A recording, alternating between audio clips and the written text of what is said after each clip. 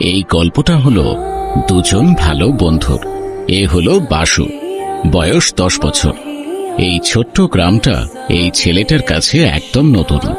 ওকে এই বৃষ্টির মধ্যে এত সমস্যার সম্মুখীন হয়ে নতুন স্কুলে যেতে হচ্ছে।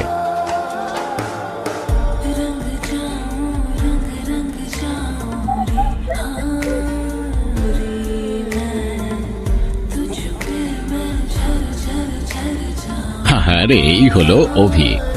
ধনী পরিবারের এই ছেলেটার হৃদয় খুব বড়।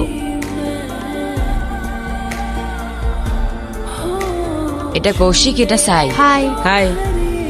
গুড মর্নিং বাচ্চারা, বসে পড়ো বসে পড়ো।